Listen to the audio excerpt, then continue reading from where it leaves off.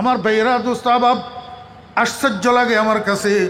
ফরিদুদ্দিন ফালতু কথা বলে না, আমি দলিল ছাড়া কথা বলি না, একদম বাস্তব কথা যেটা বলতেছি। ঢাকার একটা মসজিদের থেকে রাত্রে 2টার সময় আল্লাহু আকবার এই কিরিজ মিরিজ দামা চুরি লইয়া টঙ্গীর ময়দানের দিকে রওনা হয়েছে। যাওয়ার সময় আরেকজনকে বলি যেতেছে জেহাদের ময়দানে যাইতেছি, বাঁচি আসলে গাজী, মরে গেলে শহীদ। ও বেয়েরা দোস্ত আবাব, কোন জেহাদের মধ্যে সাহাবায়ে কেরামেরা দুশ্মনের উপরে অন্ধকারে আক্রমণ করছিল, অজান্তে আক্রমণ করছিল? তো তোমরা কোন জেহাদ করতেছ? কতগুলা ইমানদার মুসলমান মান সাল্লা সালাতানা ওয়াস্তাকবালা কিবলাতানা ওয়া আকালা যবিহাতানা ফাযালিকাল মুসলিম আল্লাযী লাহু জিম্মাতুল্লাহি ওয়া জিম্মাতু রাসূলি। আল্লাহর হাবিব বলেন, যে আমাদের সাথে 5 ওয়াক্ত নামাজ পড়ে, আমাদের কেবলাকে কেবলা মানে, আমাদের কোরবানির জন্তু, আমাদের জবাই করা জন্তুর গোস্ত খায়, আল্লাহর হাবিব বলেন ফাযালিকাল মুসলিম, এই মানুষটা মুসলমান, কোনো সন্দেহ নাই। তো তোমরা যে যাইয়া রাত্রে 3টার সময় এই নিরস্ত্র ঘুমন্ত কতগুলা মানুষের উপরে, এগুলা তো মুসলমান, এগুলাকে তো কাফের বলা যাবে না, মুরতাদ বলা যাবে না, মুনাফেক বলা যাবে না। তোমরা এই নিরস্ত্র ঘুমন্ত কতগুলা মোবাল্লেগের উপরে এইভাবে যে আক্রমণ চালাইলা, শহীদ করে দিলা, আহত করলা, আমাকে একটু বুঝাও না, এটা কার অনুসরণে জেহাদ করতেছ? এটা তো মুহাম্মদুর রাসূলুল্লাহ সাল্লাল্লাহু আলাইহি ওয়াসাল্লামের জেহাদ নয়, রাসূল আকরাম সাল্লাল্লাহু আলাইহি ওয়াসাল্লামের জেহাদ না। তো রাসূল আকরাম সাল্লাল্লাহু আলাইহি ওয়াসাল্লামের জেহাদের মধ্যে রাত্রের অন্ধকারে আক্রমণ নাই, অজান্তে পিছনের দিক থেকে আক্রমণ নাই, মহিলাদের উপরে আক্রমণ নাই, বুড়াদের উপরে আক্রমণ নাই, শিশুদের উপরে আক্রমণ নাই। আল্লাহর হাবিব জনাব রাসূলুল্লাহ সাল্লাল্লাহু আলাইহি ওয়াসাল্লাম বলেন, আল মুসলিমু মান সালিম আল মুসলিমুনা মিন লিসানিহি ওয়া ইয়াদিহি। তোমরাও মুসলমান, তারাও মুসলমান। নবীজি বলেন, প্রকৃত মুসলমান, পরিপূর্ণ মুসলমান ওই ব্যক্তি যার মুখের অত্যাচার থেকে, যার হাতের অত্যাচার থেকে আরেকজন মুসলমান নিরাপদ থাকে। ও সাতপন্থী ভাইয়েরা, আমার এতাতি ভাইয়েরা, বুকে হাত দিয়ে একটু বলো না, তোমার হাতের অত্যাচার থেকে, তোমার মুখের অত্যাচার থেকে এই টঙ্গীর ময়দানের নিরীহ নিরস্ত্র মোবাল্লেগ গুনা নিরাপদ রইল কিনা, নিরাপদ রইল কিনা? হয় তুমি তোমারটাকে জিতার জন্য তুমি তাদেরকে কাফের বলো না, কাফের। টঙ্গীর ময়দানে যাদের উপরে আক্রমণ করছো তারা কাফের নাকি? আল্লাহু আকবার। যদি তাদেরকে কাফের মনে করো, প্রকৃত পক্ষে যদি তারা কাফের না হয়, তাহলে এই কুফর 40 দিন আকাশে ঘুরিয়া তোমার মাথার উপরে পড়বে।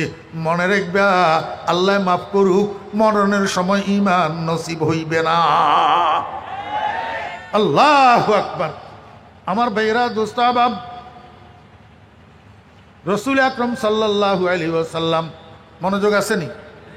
রাসূল আকরাম সাল্লাল্লাহু আলাইহি ওয়াসাল্লাম হাদিস শরীফের মধ্যে ইরশাদ করেছেন, ইত্তাবিউস সাওয়াদাল আযম ফাইন্নাহু মান শুজ্জা শুজ্জা ফিন্নার আও কামা ক্বালান নবী আলাইহিস সালাতু ওয়াস সালাম। আল্লাহর হাবিব বলেন, ও আমার উম্মতেরা, একটা সময় আসবে তোমরা যাদেরকে অনুসরণ করো, তোমরা যাদের পিছনে ইক্তেদা করো, এই উলামায়ে কেরামের মধ্যে বিভাজন সৃষ্টি হবে, উলামায়ে কেরামের মধ্যে বিভক্তি সৃষ্টি হবে, উলামায়ে কেরাম 2 দল হইয়া যাবে। তখন তুমি বিভ্রান্তির কবলে পড়বা, তুমি কোন দল আলেমের অনুসরণ করিবা, কোন দল আলেমের মধ্যে যাইবা। আমার ভাইয়েরা দোস্ত আহবাব, আপনারা তো বলেন সাত সাব আলেম, আমাদের দলেও আলেম আছে, আমি অস্বীকার করি না। তোমাদের দলে আলেম আছে, আমি অস্বীকার করি না। কিন্তু আপনি বুকে হাত দিয়া বলেন, আপনার দলে আলেম 100 জনের মধ্যে কয়জন? আর উলামায়ে কেরামের দলে আলেম 100 জনের মধ্যে কয়জন?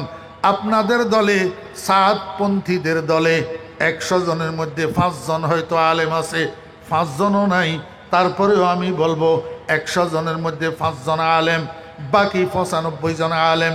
শুধু বাংলাদেশের নয়, বাংলাদেশে যেমন, ইন্ডিয়াও তেমন, পাকিস্তানেও তেমন। শতকরা 95 জন আলেম সাদ সাহেবের বিরুদ্ধে, 5 জন সাদ সাহেবের পক্ষে। এমত অবস্থায় আপনি কাদের অনুসরণ করবেন? আপনি বিভ্রান্ত হবেন না। রসুল আকরম সাল্লাল্লাহু আলাইহি ওয়াসাল্লাম সমাধান দিয়ে গেছেন। আল্লাহর হাবিব বলেন, ইত্তাবিউস সাওয়াদ আল আযম, ও আমার উম্মতের সাধারণ মানুষেরা, আলেমদের মধ্যে যখন বিভক্তি হবে, আলেমদের মধ্যে যখন দুই দল হবে, তুমি দেখবা কোন দলে আলেমের সংখ্যা বেশি, কোন দল আলেমদের বড় দল, সেই দলের অনুসরণ করো, সেই দলের সাথে থাকো, সেই দলের সাথে থাকো। আপনারা যদি প্রশ্ন করেন, হুজুর বড় দলে না বলছে বড় দল সাওয়াদে আজম, আপনি আলেম ঢুকাইলেন কোথার থেকে? আমার মাদ্রাসার ছাত্র ভাইয়েরা বুঝবে, আপনারাও বুঝবেন একটু খেয়াল করলে। ও দোস্ত আবাব, বর্তমান বিশ্বে 800 কোটি মানুষ, এর মধ্যে 200 কোটি মুসলমান আর 600 কোটি অমুসলিম। 600 কোটি অমুসলিম। তাহলে মুসলমানের সংখ্যা বেশি না অমুসলিমের সংখ্যা বেশি? বড় দল মুসলমানের দল না অমুসলিমের দল? এখনো আমাদের বাংলাদেশে আপনি যদি জরিপ করেন, কাফের মুশরিক বাদ দিলাম, মুসলমানদের মধ্যে যদি জরিপ করেন, নামাজির সংখ্যা বেশি না বেনামাজির সংখ্যা বেশি? নামাজির দল বড় না বেনামাজির দল বড়? তাহলে রসুল আকরাম সাল্লাল্লাহু আলাইহি ওয়াসাল্লাম বললেন, তোমরা বড় দলের অনুসরণ করো, তার মানে বেনামাজিদের অনুসরণ করি, তুমিও বেনামাজি হইয়া যাও। এই কথা নাকি? এই কথা তো তাহলে হাদিসের অর্থ কি?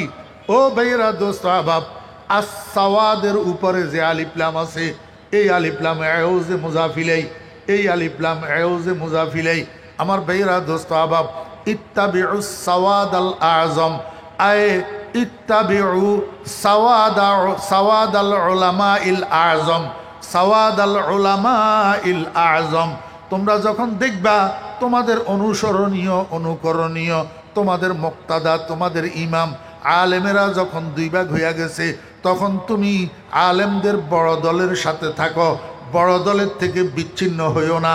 রসুল আরবি সাল্লাল্লাহু আলাইহি ওয়াসাল্লাম বলেন, যদি দলচ্যুত হও, যদি দল বিচ্ছিন্ন হও, রাখাল 100টা ছাগল নিয়ে মাঠে যায় চরানোর জন্য, সবগুলা ছাগলকে দলবদ্ধ করে রাখার চেষ্টা করে, কারণ একটা ছাগল, 2টা ছাগল যদি পিছনে যদি ছুট পড়ে, সেটার উপরে বাঘে আক্রমণ করি, বাঘে ছাগল ধরি জঙ্গলে নিয়ে যায়, জঙ্গলে নিয়ে খাইয়া ফেলে।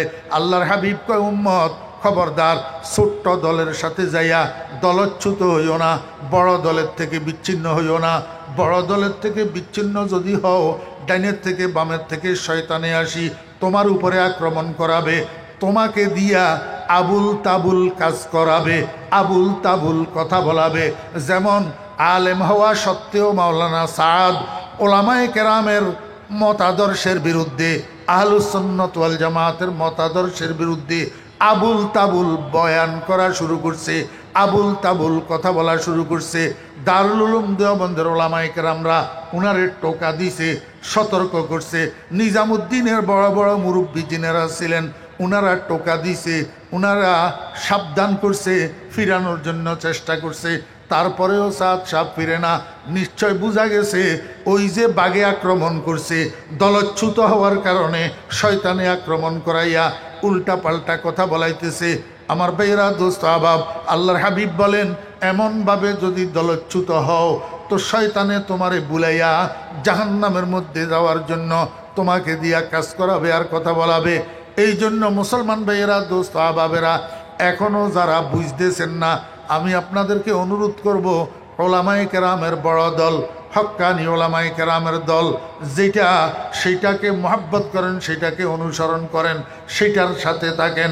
সারা বাংলাদেশের সাতপন্থী যত ভাইয়েরা আছেন, বিশেষ করে যারা আলেম না, আমি আপনাদেরকে বাংলাদেশের সকল ওলামায়ে কেরামের পক্ষ থেকে উদাত্ত আহ্বান জানাবো, এই গুমরা সায়াদের পক্ষ বাদ দিয়া, গুমরা সায়াদের সমর্থন বাদ দিয়া হক্কানি ওলামায়ে কেরামের সাথে আসেন, হক্কানি ওলামায়ে কেরামের সাথে আসেন।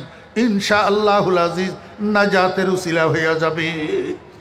আল্লাহু আকবার। কথা মনে থাকবে তো ইনশাআল্লাহ ভাই? ওয়ালা ইউশরিক বিইবাদাতি রাব্বিহি আহাদা। আমি ইবাদত করতেছি, মনোযোগ আসেনি? আমি ইবাদত করতেছি, আমি এলেম শিখতেছি, আমি হাটাজারি কলেজ মাঠে বয়ান করতেছি শ্রোতাদেরকে খুশি করার জন্য? শ্রোতাদেরকে খুশি করার জন্য, শ্রোতাদের থেকে বাহা কুড়ানোর জন্য। নাউযুবিল্লাহি মিন যালিক, নাউযুবিল্লাহি মিন যালিক, নাউযুবিল্লাহি মিন যালিক। যদি এই উদ্দেশ্য হয় তাহলে তোর এই আমল, তোর এই ইবাদত কিয়ামতের ময়দানে আল্লাহ পাক তোর মুখের উপরে মারে। প্রশংসায় যদি তোর দিল ফুলে, প্রশংসা না করলে যদি তোর মনে কষ্ট আসে, মানুষকে দেখানোর জন্য যদি তাবলীগ করস, মানুষকে দেখানোর জন্য দাওয়াতি কাজ করস, তো তোর এই তাবলীগ, এই দাওয়াতি কাজ কিয়ামতের ময়দানে তোর মুখের উপরে মারা। আরেকটা কথা কইলে শেষ। খালি বয়ান করে, খালি কি করে? কুনতুম খায়রা উম্মাতিন উখরিজাত লিন্নাস, কুনতুম খায়রা উম্মাতিন উখরিজাত লিন্নাস। আল্লাহ পাক বলছেন তোমরা উত্তম উম্মত। তোমরা কি? উত্তম উম্মত। তোমাদেরকে পাঠানো হয়েছে উখরিজাত আয় উরসিলাত, তোমাদেরকে পাঠানো হয়েছে লিন্নাস, লিন্নাস। তালেবে আলম ভাইরা একটু আমাকে বলেন তো, লাম নফার জন্য না জররের জন্য ব্যবহার হয়? কিসের জন্য? নফার জন্য। আলা ব্যবহার হয় কিসের জন্য? জররের জন্য। আদউ লাকা আর আদউ আলাইকা, দোনোটার মধ্যে বেশ কম আছে না নাই?